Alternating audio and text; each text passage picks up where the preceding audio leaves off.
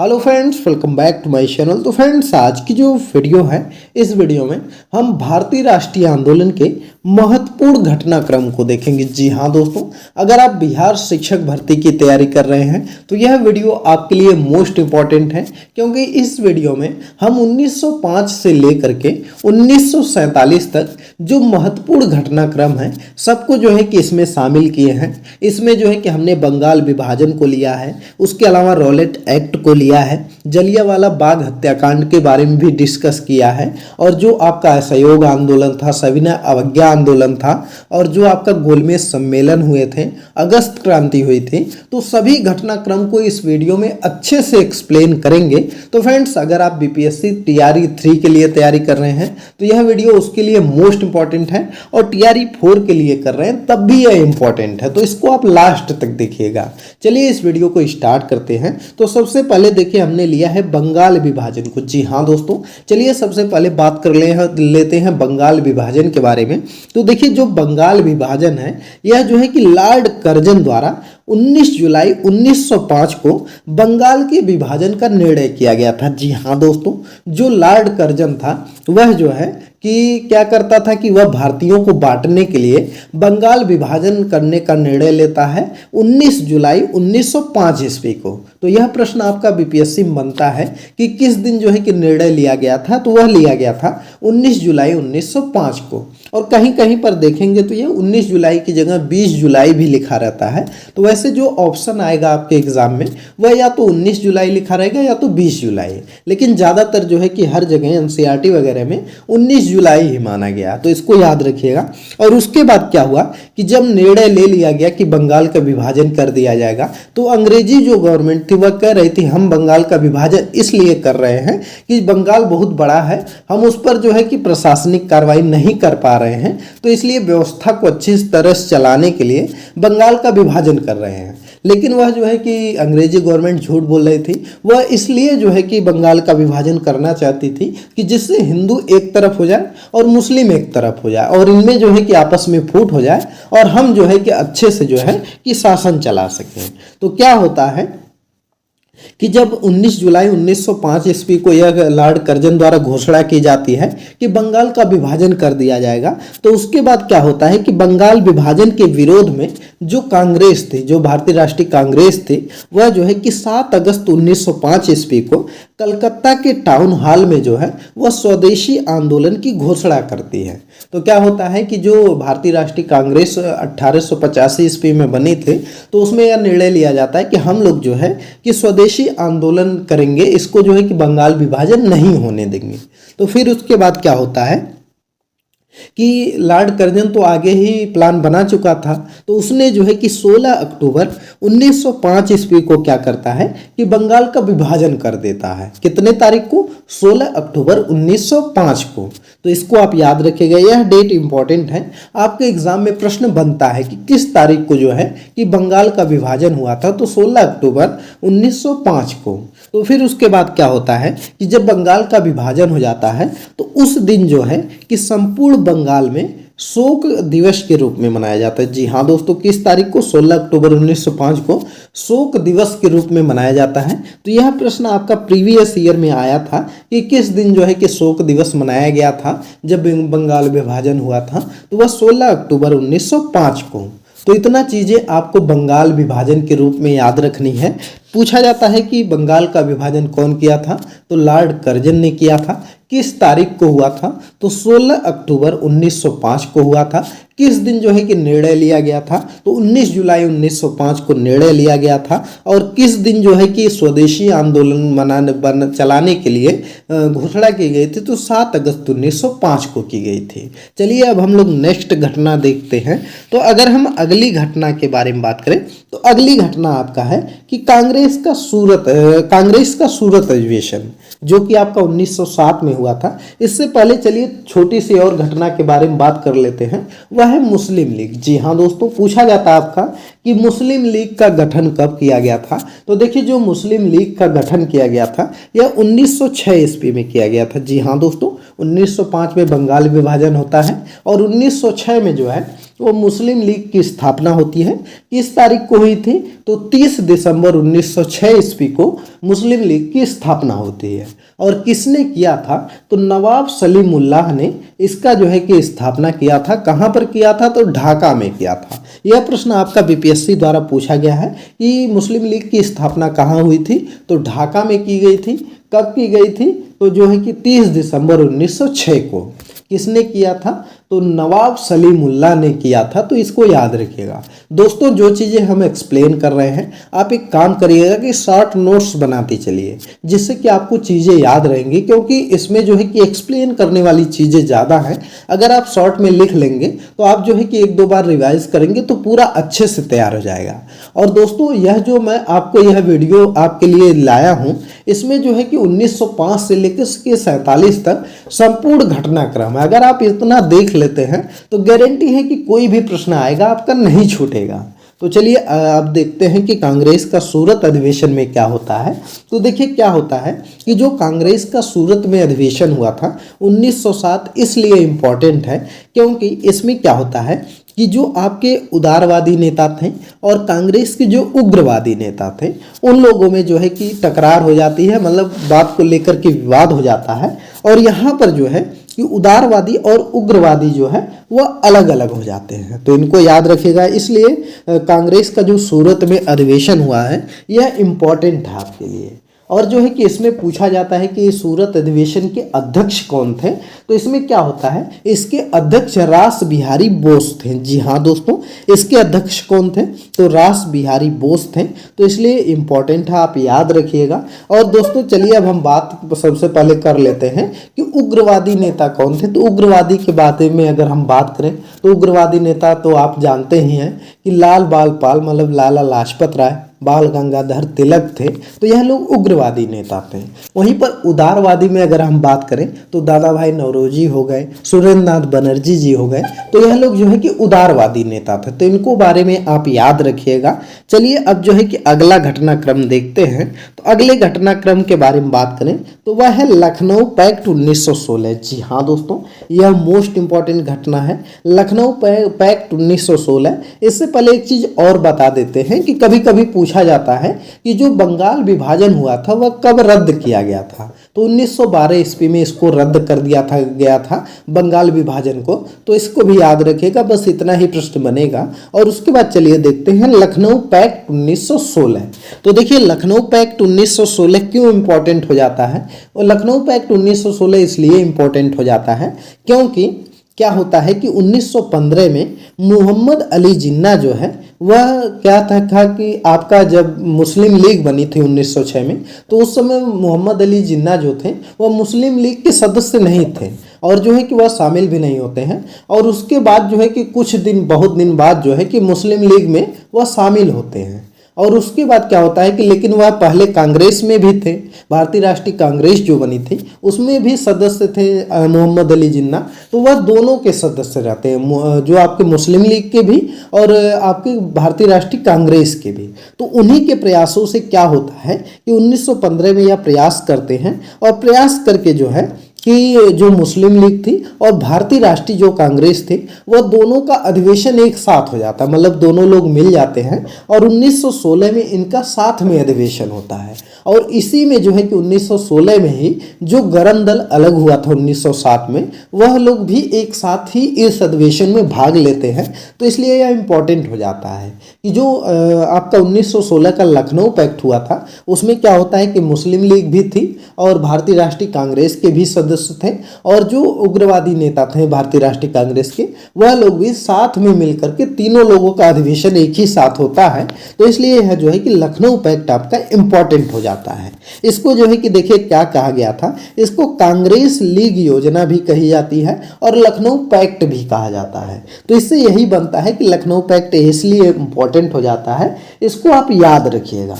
चलिए जो है कि अगला हम लोग देखते हैं। तो अगली घटना आपकी है होम रूल लीग आंदोलन। जी हाँ दोस्तों, यह भी आपका इंपॉर्टेंट है। होम रूल लीग आंदोलन 1916 में ही बनी थी, इंडिया में 1916 में ही स्थापना इसकी हुई थी। तो यहाँ पर देखिए लिखा गया है कि सर्वप्रथम आयरलैंड में आयरिश नेता रेमंड के नेतृत्व में होम रूल लीग की स्थापना की गई थी। 28 अप्रैल 1916 को बाल गंगाधर तिलक द्वारा महाराष्ट्र में होम रूल लीग की स्थापना होती है। महाराष्ट्र के पूना में जो है कि होम रूल लीग की स्थापना करते हैं बाल गंगाधर तिलक जी, और जो है कि इसका केंद्र पूना में देखिए यहाँ पर लिखा भी गया है। और 1916 में ही क्या होता है कि एनी बेसेंट जी जो थी वह मद्रास में जो है कि Akhil Bharatiya home rule league की स्थापना करते हैं। तो दोनों लोग जो है कि एनी बेसेंट जो है मद्रास में करती हैं अडयार में, और जो आपके बाल गंगाधर तिलक जी थे वह जो है कि आपका महाराष्ट्र में पूना में जो है कि इसकी स्थापना करते हैं, और दोनों लोग जो है कि 1916 में ही करते हैं। लेकिन इसमें से देखिए जो आपके बाल गंगाधर तिलक थे यह 28 अप्रैल 1916 को करते हैं, और जो है कि यह सितंबर 1916 को करते हैं। तो यानी कि सबसे पहले बाल गंगाधर तिलक जी करते हैं स्थापना, और उसके बाद जो है कि आपका एनी बेसेंट जी करते हैं। तो इसको याद रखिएगा। और पूछा जाता है कि जो आपके यह बाल गंगाधर तिलक थे इनका जो है कि पत्रिका कौन थी, कौन सा मतलब अखबार यह निकालते थे, तो इनके दो थे, एक केसरी थी एक मराठा था। तो इनको याद रखिएगा। और जो है कि यह उसी के द्वारा अपना प्रचार करते थे होम रूल लीग का।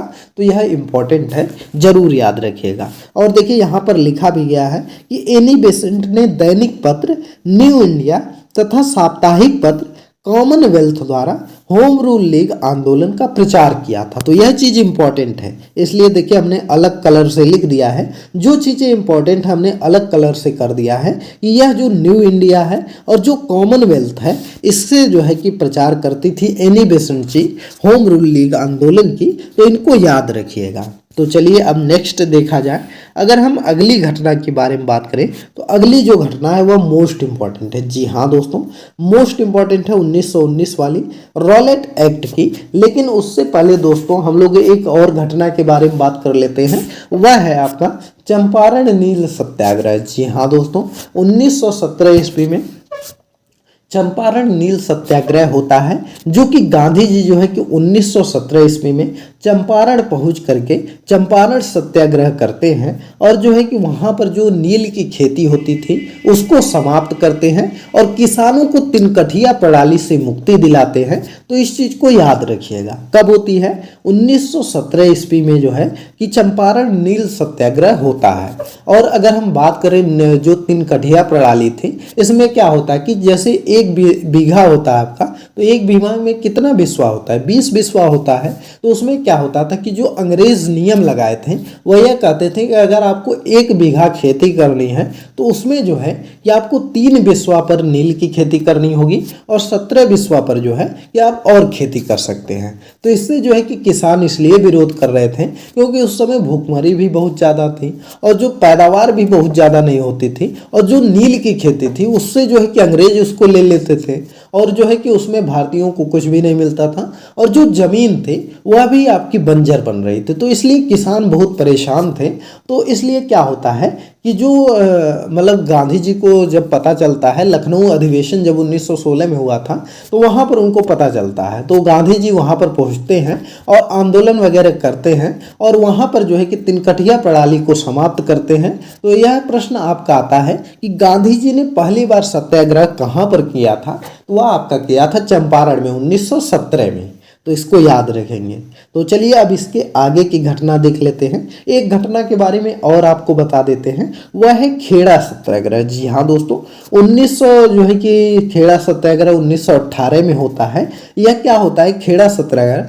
जब गांधी जी जो है कि तिनकठिया प्रणाली समाप्त करके गुजरात जाते हैं, क्योंकि गुजरात में ही गांधी जी आश्रम बनाए थे, तो वहाँ पर जाते हैं। तो गुजरात में भी किसान आंदोलन कर रहे थे, और जो है कि गांधी जी जो है कि गांधी जी अपने साथ सरदार वल्लभ भाई पटेल को भी लेते हैं, और दोनों लोग मिलकर जो है कि खेड़ा सत्याग्रह करते हैं।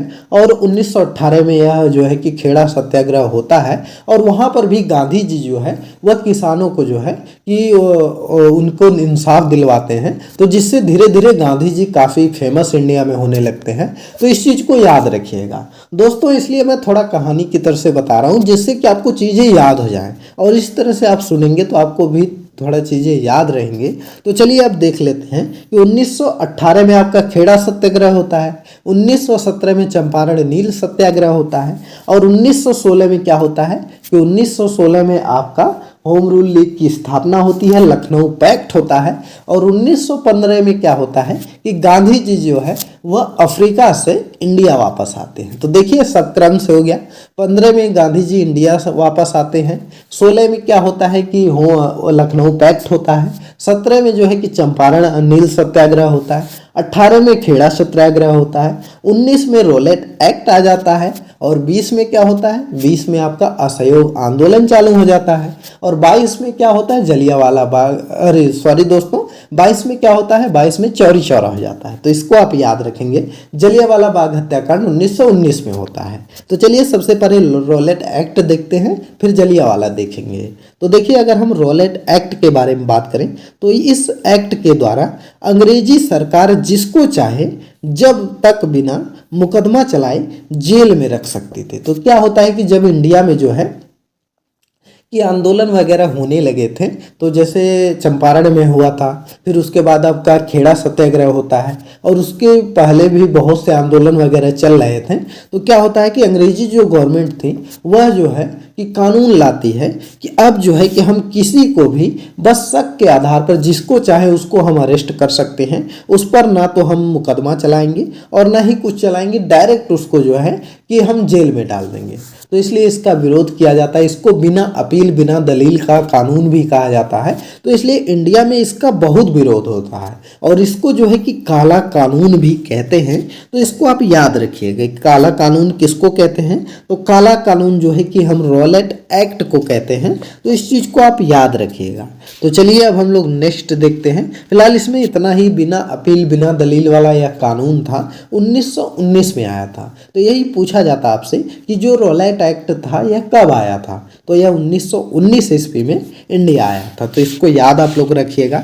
चलिए नेक्स्ट घटना देखते हैं। तो अगली घटना आपके लिए मोस्ट इंपॉर्टेंट है, जलियांवाला बाग हत्याकांड। जी हाँ दोस्तों, जलियांवाला बाग हत्याकांड आपके लिए मोस्ट इंपॉर्टेंट है, इससे प्रश्न आपका बनता है। तो यह कब हुआ था, 1919 ईस्वी को हुआ था। और इसमें क्या होता है कि रोलेट एक्ट के विरोध में जगह जगह पर जो है कि पंजाब में जनसभाएं आयोजित होती हैं, और इसी दौरान क्या होता है कि जो सरकार ने पंजाब के जो लोकप्रिय नेता थे डॉक्टर सैफुद्दीन किचलू और डॉक्टर सत्यपाल को गिरफ्तार कर लेती है, और इसी कानून के तहत गिरफ्तार कर लेती है कि जो यह रोलेट एक्ट था उसी के विरोध में प्रदर्शन वगैरह हो रहे थे, और गवर्नमेंट जो होती है वह गिरफ्तार कर लेती है।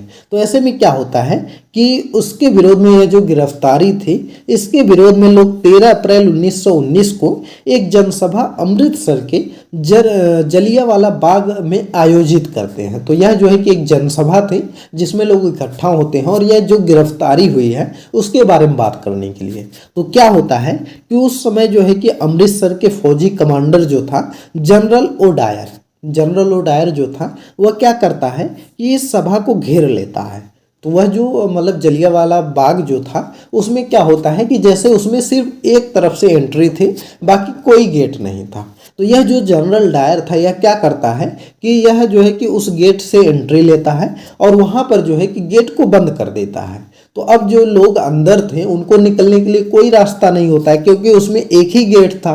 तो इसलिए क्या होता है कि वह गोली चलाने का आदेश दे देता है। तो इससे क्या होता है कि बहुत से लोग मारे जाते हैं। और यहाँ पर देखिए लिखा भी गया है कि संदर्भ में मेरी रिपोर्ट के अनुसार 10 मिनट तक गोलीबारी में लगभग 400 व्यक्ति मारे गए थे। तो जो अंग्रेजी गवर्नमेंट पेश करती है कि इसमें जो है कि 400 लोग मारे गए थे, लेकिन ऐसा नहीं होता है दोस्तों। उसमें 400 लोग नहीं मारे जाते हैं, बहुत लोग मारे जाते हैं। लेकिन गवर्नमेंट भी यह ऐसा करती है कि जो अंग्रेजी गवर्नमेंट थी कि बस 400 लोग मारे गए हैं। और यहाँ पर देखिए दिया भी गया है कि 2000 लोग जो है कि घायल भी हुए थे। तो उसमें बहुत से लोग घायल होते हैं और जो है कि 400 से ज़्यादा लोग मारे जाते हैं। या तो आपका जो गवर्नमेंट का डाटा था।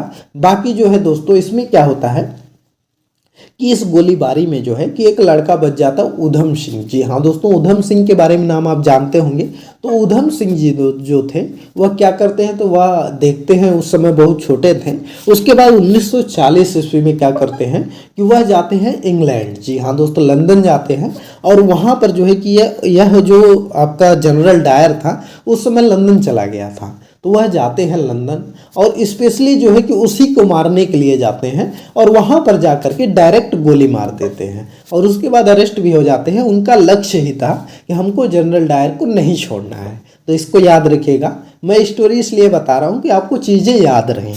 तो चलिए अगला देखते हैं घटनाक्रम कि अगला घटनाक्रम कौन है। तो चलिए अब हम लोग बात कर लेते हैं असहयोग आंदोलन के बारे में। जी हाँ दोस्तों, असहयोग आंदोलन भी आपके लिए इम्पोर्टेंट है क्योंकि इससे प्रश्न बना है। यह कब स्टार्ट हुआ था, तो 1 अगस्त 1920 को यह स्टार्ट हुआ था और इसी के पहले एक आंदोलन और चल रहा था, वह था खिलाफत आंदोलन। खिलाफत आंदोलन भी चल रहा था, मुसलमानों द्वारा शुरू किया गया था 1919 ईस्वी में खिलाफत आंदोलन। तो इसको भी याद रखिएगा। और जो है कि उसके बाद 1920 में जो है वह असहयोग आंदोलन चलाया जाता है गांधी जी के द्वारा। और 1 अगस्त को क्या होता है, यह डेट आपके लिए इम्पोर्टेंट है। 1 अगस्त को क्या होता है कि जो बाल गंगाधर तिलक जी थे इनकी मृत्यु हो जाती है 1 अगस्त को। और इसी दिन जो है कि असहयोग आंदोलन चलाया जाता है। तो क्या किया जाता है कि एक मतलब संस्था बनाई जाती है कि मतलब आंदोलन वगैरह करने के लिए कि उसमें 1 करोड़ रुपए फंडिंग करनी होती है कि सब लोग जो है कि कुछ पैसे इसमें डालेंगे और 1 साल के अंदर 1 करोड़ रुपए जुटाना है। तो ऐसे में क्या होता है कि बहुत कम समय में, मात्र 6 महीने के अंदर ही 1 करोड़ रुपए इकट्ठा हो जाते हैं। तो इसको भी आप, इस घटना को भी याद रखिएगा। जिस दिन असहयोग आंदोलन शुरू हुआ था उसी दिन जो है कि आपका लाला बाल गंगाधर तिलक जी की मृत्यु हो गई थी। तो इसको याद रखिएगा।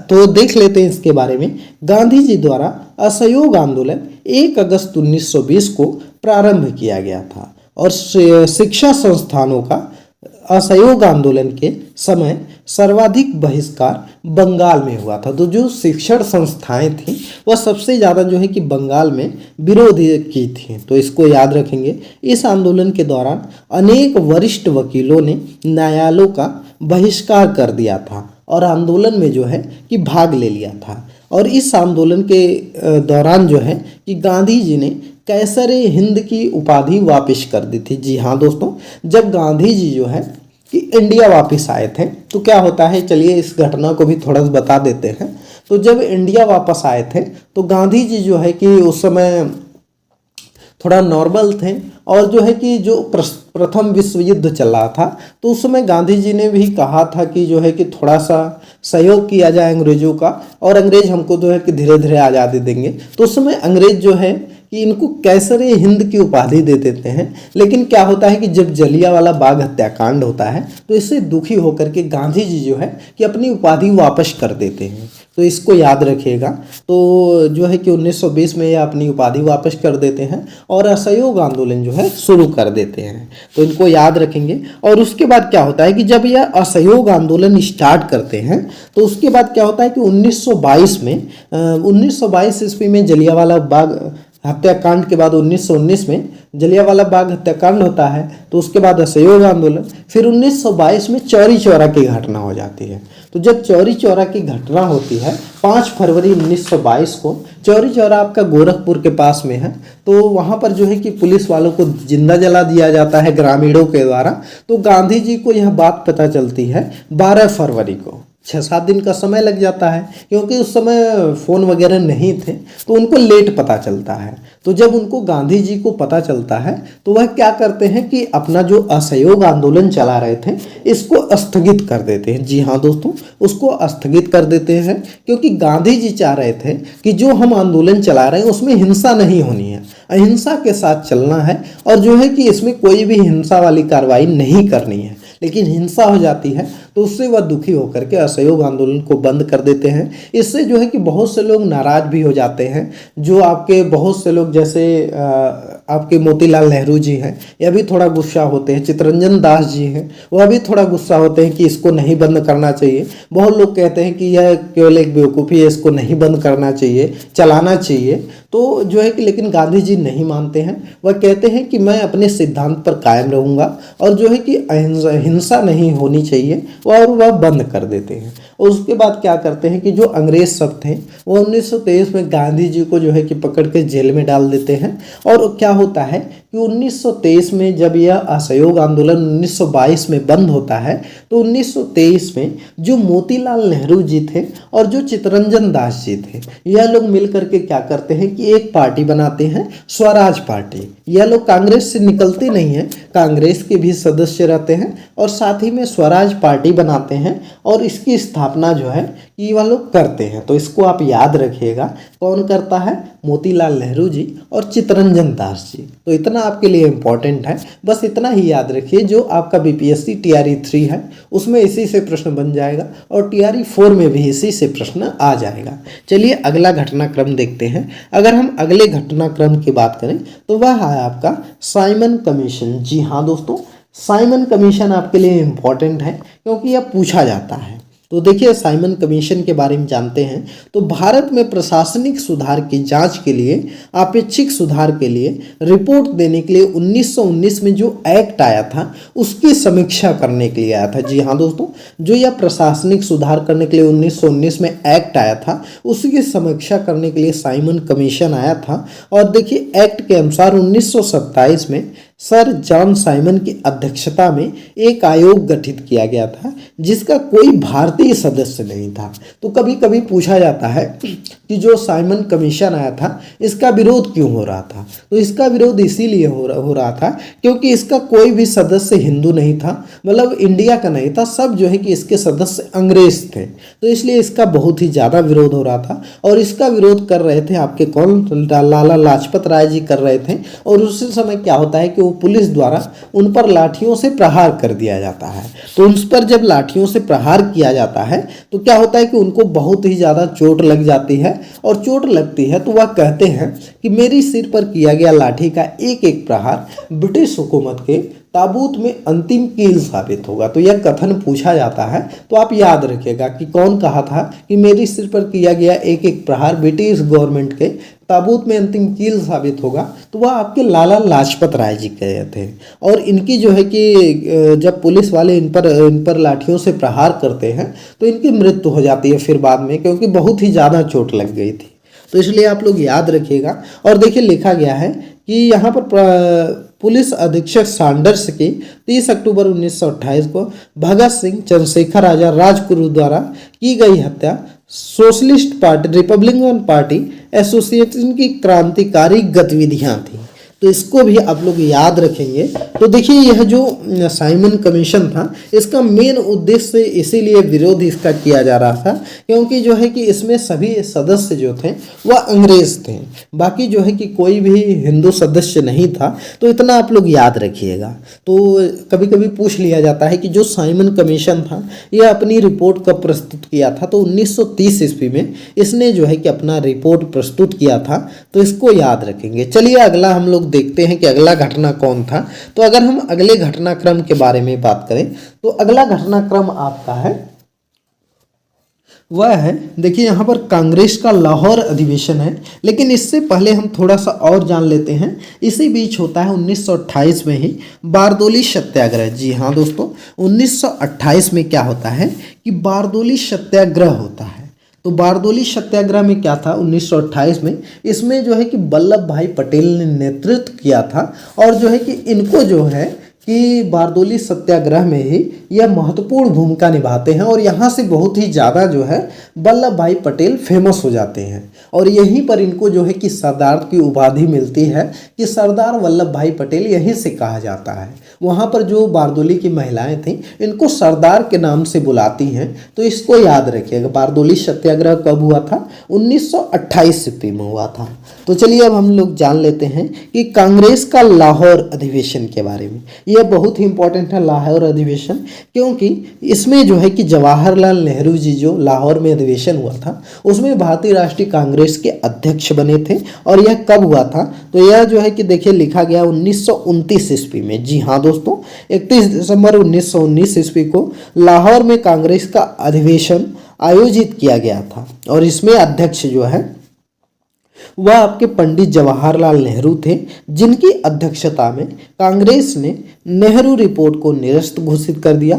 और इस अधिवेशन में पंडित जवाहरलाल नेहरू ने घोषणा की कि आज हमारा केवल एक ही लक्ष्य है, स्वाधीनता का लक्ष्य। मैं समाजवादी और गणतंत्रवादी हूँ, पूर्ण स्वतंत्रता ही भारत की जनता का लक्ष्य है। तो यह प्रश्न बनता है कि पूर्ण स्वतंत्रता का लक्ष्य कहाँ पर रखा गया था, तो जो 1929 में अधिवेशन हुआ था भारतीय राष्ट्रीय कांग्रेस का लाहौर में, उसमें जो है कि पूर्ण स्वतंत्रता की मांग की गई थी। उसके पहले क्या होता था कि उसके पहले जो 1929 के पहले जो है कि पूर्ण स्वतंत्रता की मांग नहीं की जाती थी। उस समय जो है कि सिर्फ डोमिनियन स्टेट की मांग की जाती थी। डोमिनियन स्टेट की मतलब क्या है कि हम लोग जो है कि अपनी गवर्नमेंट बनाएंगे, बाकी जो है कि जैसे रूल अंग्रेज ही करेंगे, लेकिन हम लोग जो है कि अपने यहाँ राज्य में जैसे हम लोग शासन करेंगे, हमारे हिसाब से सब कुछ चलेगा, लेकिन हम क्या हमारे ऊपर कवर जो करेंगे वो अंग्रेज ही रहेंगे। तो डोमिनियन स्टेट की मांग हो रही थी। लेकिन 1929 में ऐसा होता है कि जो लाहौर में अधिवेशन होता है उसमें पूर्ण स्वतंत्रता की मांग होती है। उसमें कहा जाता है अब हमें डोमिनियन स्टेट वगैरह नहीं चाहिए, हमको पूर्ण स्वतंत्रता चाहिए। तो यह प्रश्न इसलिए इंपॉर्टेंट बन जाता है 1929 का अधिवेशन कि जो कि आपका लाहौर में हुआ था और उसके अध्यक्ष पंडित जवाहरलाल नेहरू थे। तो याद रखेंगे। चलिए नेक्स्ट घटनाक्रम कहते हैं। और दोस्तों इस चीज को भी याद रखिएगा, यह जो है कथन, आज हमारा केवल एक ही लक्ष्य है, स्वाधीनता का लक्ष्य, और मैं समाजवादी और गणतंत्रवादी हूँ, पूर्ण स्वतंत्रता ही भारत की जनता का लक्ष्य है। तो यह जो है कि पंडित जवाहरलाल नेहरू जी ने कहा था। यह प्रश्न आपका पूछा जाता है, अगर आप चाहे 1 to 5 के लिए पढ़ रहे हो या 6 to 8 या 9 to 12 के लिए, सब में जो है कि यह इंपॉर्टेंट है, आ सकता है आपके। चलिए नेक्स्ट देखते हैं अगला घटनाक्रम। अगला घटनाक्रम है सविनय अवज्ञा आंदोलन। जी हाँ दोस्तों, सविनय अवज्ञा आंदोलन के बारे में अगर हम बात करें तो यह देखिए कब स्टार्ट हुआ था। तो क्या होता है कि इसके पहले सविनय अवज्ञा आंदोलन के पहले क्या होता है कि गांधी जी जो है वह डांडी मार्च करते हैं। डांडी मार्च कब स्टार्ट होता है, तो 12 मार्च 1930 को गांधी जी द्वारा जो है कि नमक सत्याग्रह प्रारंभ किया जाता है। और इसमें जो है कि वह उसमें डांडी मार्च करते हैं अपने 78 अनुयायियों के साथ में। और 6 अप्रैल को यह यात्रा पूरी होती है और डांडी जो है कि 6 अप्रैल को समाप्त करते हैं डांडी मार्च। और उस दिन जो है कि नमक बनाते हैं और नमक कानून तोड़ते हैं। तो यह पूछा जाता है कि नमक कानून को गांधी जी ने किस दिन तोड़ा था, तो 6 अप्रैल को तोड़ते हैं। और क्या होता है कि जिस दिन नमक कानून तोड़ा जाता है गांधी जी द्वारा, उसी दिन से जो है कि आपका सविनय अवज्ञा आंदोलन की शुरुआत होती है। तो इसको याद रखेंगे कि सविनय अवज्ञा आंदोलन की शुरुआत किस तारीख से होती है, तो 6 अप्रैल 1930 को सविनय अवज्ञा आंदोलन की शुरुआत होती है। तो इसको आप लोग याद रखेंगे। दोस्तों अगर आपको वीडियो पसंद आ रही हो तो वीडियो को लाइक करिए, चैनल को सब्सक्राइब जरूर कर लीजिएगा, क्योंकि दोस्तों यह वीडियो बनाने में हमारा बहुत ही टाइम लगा है। ये जो PDF वगैरह बनाए हैं इसमें काफ़ी टाइम लगा है, तो इसलिए आप लोग वीडियो को लाइक कर दीजिए। और दूसरी चीज़, आप हमको टेलीग्राम पर भी फॉलो कर लीजिए, लिंक डिस्क्रिप्शन में दिया है, वहाँ पर इसका PDF भी मिल जाएगा आपको। और जो है कि कोई भी सूचना रहती है एग्जाम से रिलेटेड या कोई भी जानकारी रहती है तो ग्रुप में बता दिया जाता है टेलीग्राम के, तो इसलिए वहाँ पर हमको ज़रूर फॉलो कर लीजिए। तो देखिए जो आपका डांडी मार्च समाप्त होता है तो उसके बाद जो है कि आपका सविनय अवज्ञा आंदोलन की शुरुआत होती है 6 अप्रैल 1930 को। तो इसको याद रखिएगा। और यहाँ पर देखिए लिखा भी गया है कि डांडी मार्च जो है 24 दिन की लंबी यात्रा के पश्चात 6 अप्रैल 1930 को डांडी में गांधी जी ने सांकेतिक रूप से नमक कानून तोड़ दिया था। तो इसको याद रखेंगे, इम्पॉर्टेंट है आपको। कब यात्रा स्टार्ट हुई थी, तो 12 मार्च को स्टार्ट हुई थी, 6 अप्रैल को ख़त्म हुई थी और उस दिन से जो है असहयोग आंदोलन की शुरुआत हुई थी। तो इसको आप लोग याद रखेंगे। चलिए अगला घटनाक्रम हम लोग देख लिया जाए। अगला घटनाक्रम आपका गोलमेज सम्मेलन है। जी हाँ दोस्तों, गोलमेज सम्मेलन आपके लिए इंपॉर्टेंट है। 1 नंबर का प्रश्न यहाँ से बनता है कि गोलमेज सम्मेलन, देखिए जो प्रथम गोलमेज सम्मेलन आपका हुआ था वह आपका 12 नवंबर 1930 ईस्वी से 13 जनवरी 1931 ईस्वी तक लंदन में आयोजित किया गया था। और यह पहली ऐसी वार्ता थी जिसमें ब्रिटिश शासकों द्वारा भारतीयों को बराबर का दर्जा प्रदान किया गया था। जी हाँ दोस्तों, यह इम्पोर्टेंट है क्योंकि इसमें जो है कि इसलिए इम्पोर्टेंट है क्योंकि पहली बार ऐसा था कि जो अंग्रेज़ों द्वारा भारतीयों को बराबर का दर्जा दिया गया था और लंदन में यह अधिवेशन हुआ था, तो इसको याद रखेंगे। और देखिए इस गोलमेज सम्मेलन में 89 सदस्यों ने 13 ब्रिटिश राजनीतिक दलों के शेष 76 भारतीय, जिसमें कि आपके उदारवादी दल के भी थे, मुस्लिम लीग के भी कुछ लोग थे, हिंदू महासभा के भी थे, दलित वर्ग के भी कुछ लोग थे, व्यापारी वर्ग के थे और रजवाड़ों वर्ग के प्रतिनिधि थे। तो वह लोग जो है कि 89 लोग इसमें सम्मेलन में शामिल होते हैं, तो इसको याद रखेंगे। तो देखिए यहाँ पर आपको क्या देखने को मिला, इसमें जो है कि आपको पहले अधिवेशन में भारतीय राष्ट्रीय कांग्रेस नहीं शामिल है। जी हाँ दोस्तों, मोस्ट इंपॉर्टेंट 1 नंबर का प्रश्न यही बनता है कि किस अधिवेशन में, किस गोलमेज सम्मेलन में जो है कि भारतीय राष्ट्रीय कांग्रेस ने शामिल नहीं हुई थी। तो न तो पहले में शामिल हुआ था भारतीय राष्ट्रीय कांग्रेस और न ही थर्ड अधिवेशन में, मतलब तीसरा जो गोलमेज सम्मेलन हुआ था उसमें भी भारतीय राष्ट्रीय कांग्रेस नहीं शामिल हुई थी। तो इसको याद रखेंगे। तो देखिए आपसे पूछा जाता है कि जो गोलमेज सम्मेलन हुए थे उसमें कौन सा ऐसा व्यक्ति था जिन्होंने तीनों गोलमेज सम्मेलन में भाग लिया था, तो वह आपके डॉक्टर भीमराव अंबेडकर जी थे।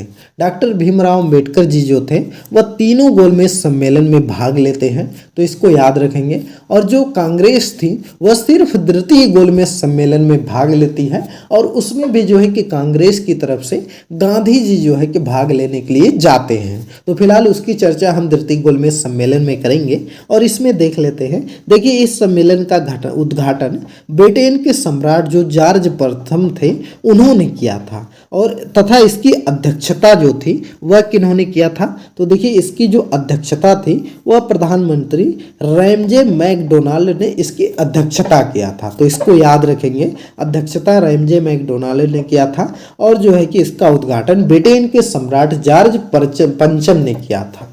तो याद रखेंगे। तो इसमें यही इंपॉर्टेंट है कि इसमें कांग्रेस जो है कि शामिल नहीं हुई थी और जो है कि सेकंड वाले में कांग्रेस शामिल हुई थी।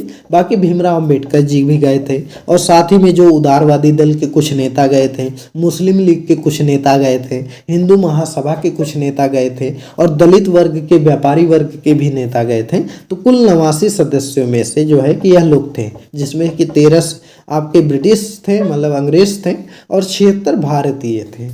तो चलिए नेक्स्ट देखते हैं। तो देखिए द्वितीय गोलमेज सम्मेलन में क्या होता है कि जब प्रथम गोलमेज सम्मेलन खत्म होता है तो उसमें क्या होता है कि देखते हैं अंग्रेज सब कि इसमें कांग्रेस नहीं आई है, शामिल नहीं हुई। तो उसके बाद जो है कि जो ब्रिटिश गवर्नमेंट थी उसके द्वारा भेजा जाता है इरविन को समझौता के लिए भेजा जाता है कि आप किसी तरह से भारतीय राष्ट्रीय कांग्रेस से समझौता कीजिए और उसको द्वितीय गोलमेज सम्मेलन में शामिल करिए। तो क्या होता है कि गांधी जी और इरविन के बीच समझौता होता है कितने में, तो यहाँ पर देखिए लिखा गया है कि महात्मा गांधी जी और वायसराय इरविन के द्वारा 5 मार्च 1931 को समझौता होता है, जिसे कि गांधी इरविन समझौता कहते हैं। तो इसको याद रखेंगे। और इसके बाद क्या होता है कि गांधी जी की कुछ शर्तें थी जिसको कि इरविन मानता है और इरविन की कुछ शर्तें थी वह गांधी जी मानते हैं और इसके बाद दोनों लोगों में समझौता हो जाता है और उसके बाद गांधी जी मान जाते हैं कि चलिए हम द्वितीय गोलमेज सम्मेलन में भाग लेंगे कांग्रेस की तरफ से। तो इसी को जो है कि हम लोग गांधी इरविन समझौता कहते हैं। तो इसके बारे में सिर्फ यही याद करना है कि किस तारीख को हुआ था, तो 5 मार्च 1931 ईस्वी को हुआ था और इस समझौते को हम लोग दिल्ली समझौता भी कहते हैं। तो आपको कठिन प्रश्न बनाने के लिए यह कह सकता है कि दिल्ली समझौता कब हुआ था, तो दिल्ली समझौता जो है वह गांधी इरविन समझौता को ही कहते हैं, 5 मार्च 1931। तो चलिए अब द्वितीय गोलमेज सम्मेलन देखते हैं। अगर हम द्वितीय गोलमेज सम्मेलन की बात करें तो देखिए यह कब शुरू हुआ था, तो यह लंदन में 7 सितंबर 1931 ईस्वी को प्रारंभ हुआ था। इस सम्मेलन में कांग्रेस के एक प्रतिनिधि के रूप में गांधी जी ने भाग लिया था। कांग्रेस के बस एक प्रतिनिधि वह गांधी जी ने जो है कि इसमें भाग लिया था।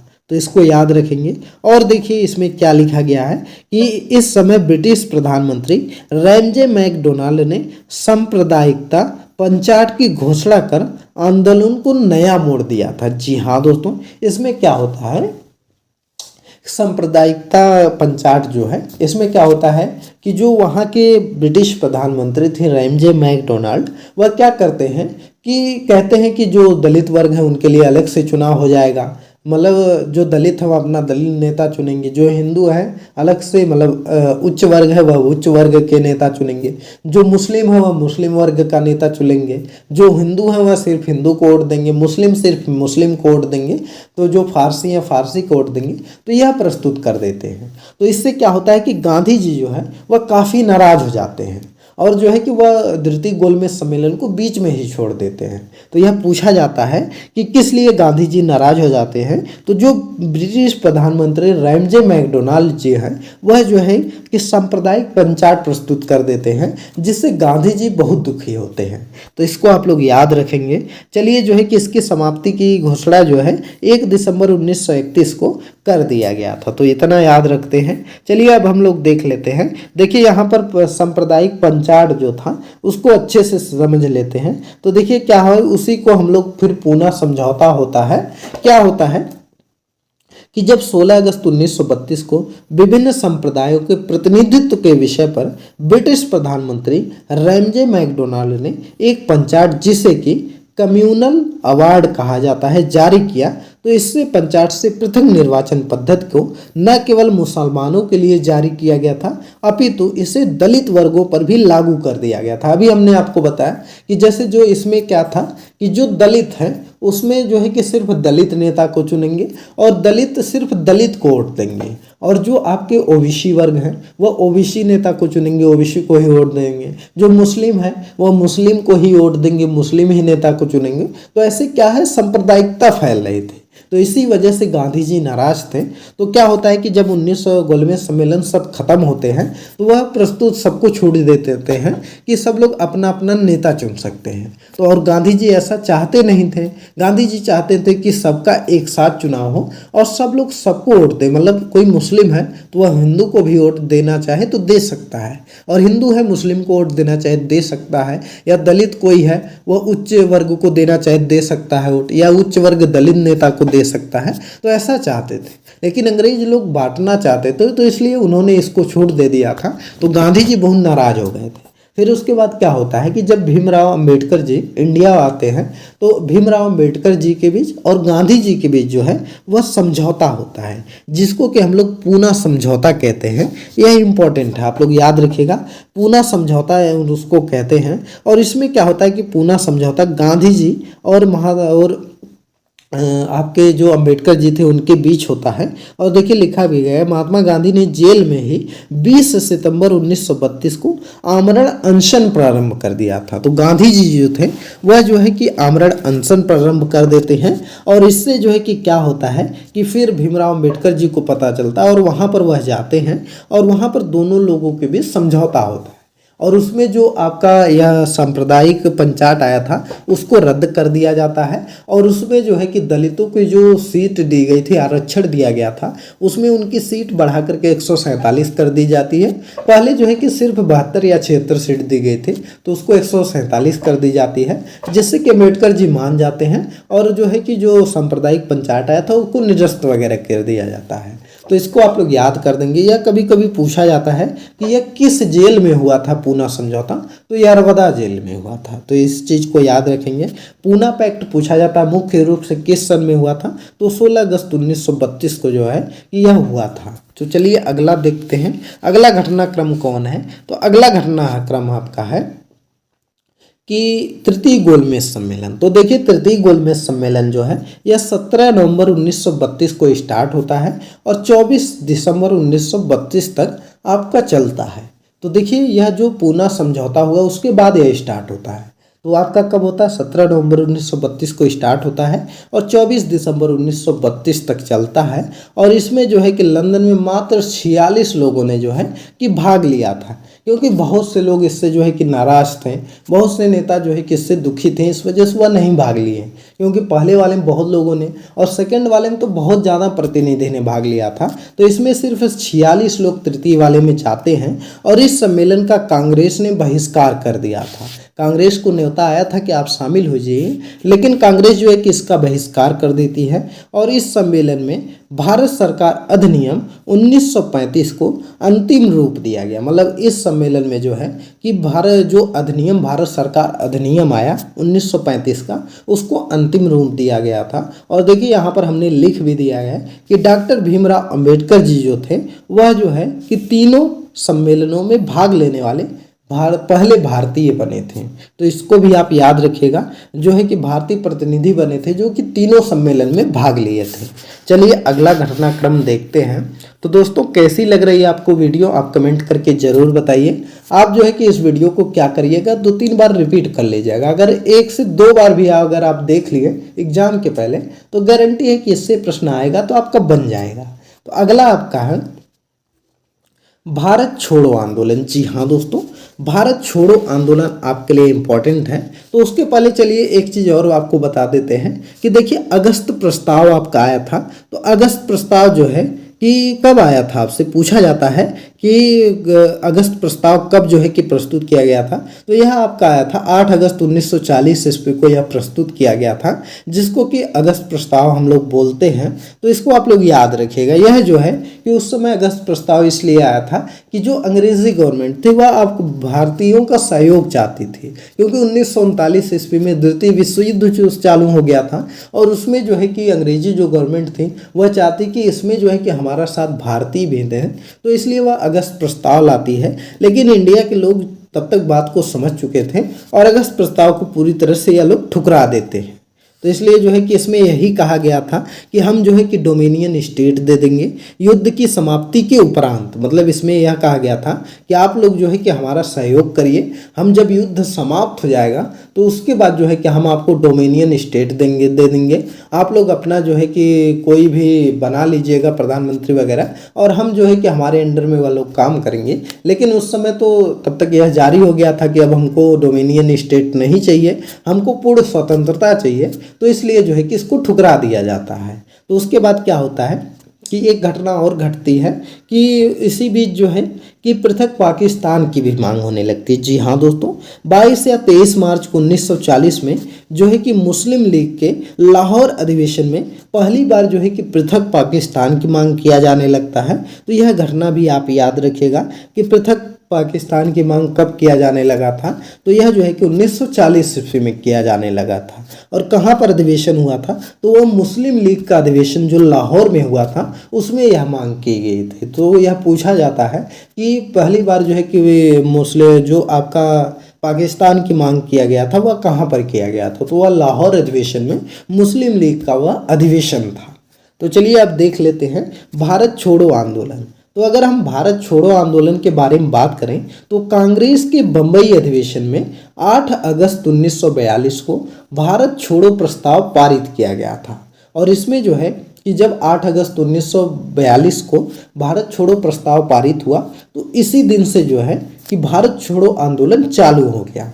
और इसको जो है कि देखिए गांधी जी ने बम्बई की जो ग्वालिया टैंक मैदान था उससे जो है कि लोगों को कहा करो या मरो। जी हाँ दोस्तों, गांधी जी ने पहली बार ऐसा कहा था कि करो या मरो का नारा दे दिया था। वह किस आंदोलन में कहा था, तो वह भारत छोड़ो आंदोलन में कहा था और ग्वालियर टैंक मैदान से कहा था। तो इसको याद रखिएगा। भारत छोड़ो आंदोलन को 9 अगस्त 1942 को प्रारंभ होते ही गांधी जी तथा अन्य शीर्ष नेताओं को गिरफ्तार कर लिया गया था। जी हाँ दोस्तों, क्या हुआ कि जब यह आंदोलन स्टार्ट होता है 8 तारीख को, तो 9 तारीख को जो है कि अंग्रेजी गवर्नमेंट द्वारा जितने भी बड़े बड़े नेता थे उनको गिरफ्तार कर लिया जाता है। जैसे बड़े बड़े नेता के बारे में बात करें, जवाहरलाल नेहरू को पकड़ लिया जाता है, गांधी जी को पकड़ लिया जाता है। उसके अलावा जो है कि आपके जो राजेंद्र प्रसाद जी थे इनको जेल में डाल दिया जाता है। तो जितने भी बड़े नेता थे सबको जेल में डाल दिया जाता है।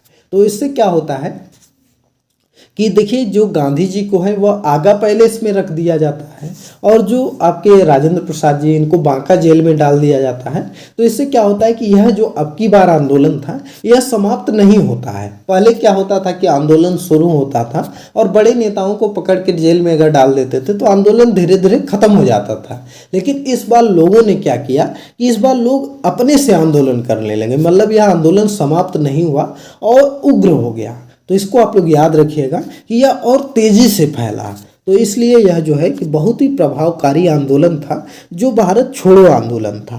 तो इसमें यह पूछा जाता है कि कभी कभी देखिए यह पूछ लिया जाता है, इससे प्रश्न बनता है कि कौन सा ऐसा आंदोलन था जो कि गांधी जी ने शुरू किया था और वह जो है कि अहिंसात्मक आंदोलन नहीं था। तो वह भारत छोड़ो आंदोलन ही ऐसा था क्योंकि उसमें जो है कि हिंसा बहुत ज़्यादा हुई थी। तो इस चीज़ को आप याद रखिएगा। तो आपका इसमें यही इम्पॉर्टेंट है कि 8 अगस्त 1942 को यह स्टार्ट होता है और गांधी जी को किस पैलेस में रखा गया, तो आगा खां पैलेस में जो है कि इनको नज़रबंद कर दिया जाता है। तो इस चीज़ को आप याद रखेंगे। तो चलिए जो है कि अगला घटनाक्रम हम देखते हैं। तो फिलहाल इस स्लाइड में हमने इस वीडियो में इतना ही लिया है। चलिए एक दो घटना के बारे में और हम लोग जान लेते हैं। तो देखिए अगली घटना अगर हम चर्चा करें तो वह है वेवेल योजना। जी हाँ दोस्तों, अक्टूबर 1943 में क्या होता है कि लॉर्ड लिथगो के स्थान पर लॉर्ड वेवेल भारत के वायसराय बनते हैं और उन्होंने ब्रिटिश सरकार के परामर्श के पश्चात जो है कि भारतीयों की समस्या को दूर करने के लिए क्या करते हैं कि 25 जून 1945 को शिमला में एक सम्मेलन का आयोजन करते हैं, जिसको कि जो है कि शिमला सम्मेलन भी बोला जाता है, जिसको कि शिमला सम्मेलन के नाम से भी जाना जाता है। और शिमला सम्मेलन में लॉर्ड वेवेल द्वारा जो है कि भारतीयों की समस्या का एक नवीन हल प्रस्तुत किया जाता है, जिसे कि वेवेल योजना बोलते हैं। तो इस चीज़ को क्या याद रखिएगा कि जो वेवेल योजना थी, तो जो वेवेल द्वारा मतलब नवीन हल प्रस्तुत किया जाता है उसको बोलते हैं। और ये कौन सा आपका मतलब सम्मेलन हुआ था, तो शिमला सम्मेलन हुआ था। और वेवेल योजना में आपको कहा गया था कि वायसराय एवं प्रधान सेनापति के अतिरिक्त वायसराय की परिषद के जो सभी सदस्य होंगे वह भारतीय होंगे। जी हाँ दोस्तों, इसमें क्या कहा गया कि इसमें जो है कि वायसराय के अतिरिक्त जो है वायसराय की परिषद के सभी सदस्य जो है वह भारतीय होंगे। सिर्फ जो है कि वायसराय और जो प्रधान सेनापति होगा वही जो है कि अंग्रेज होंगे, बाकी सभी भारतीय होंगे, यह चीज़ कहा गया। तो जो है कि फिर इसमें क्या हुआ कि इस सम्मेलन को जो है कि कांग्रेस और मुस्लिम लीग ने विवाद हो गया और इसको जो है कि समाप्त करना पड़ा। इसमें जो है कि कांग्रेस और मुस्लिम लीग में विवाद हो जाता है और इसको जो है कि इस योजना को समाप्त कर देना पड़ता है। तो इसको आप लोग याद रखेंगे। और उसके बाद जो है दोस्तों क्या होता है कि कैबिनेट मिशन आता है। कैबिनेट मिशन क्या था, तो जनवरी 1946 में क्या होता है कि ब्रिटिश प्रधानमंत्री जो थे एटली ने भारतीय नेताओं के अनौपचारिक विचार विमर्श हेतु संसदीय दल भारत भेजने का निश्चय करते हैं। और 19 मार्च 1946 को जो है कि कैबिनेट मिशन जो है वह भारत आता है। तो कैबिनेट मिशन भारत आता है तो क्या होता है, तो कैबिनेट मिशन ने शिमला में एक सम्मेलन आयोजित किया जिसमें कांग्रेस और मुस्लिम लीग के तीन सदस्य जो है शामिल हुए थे।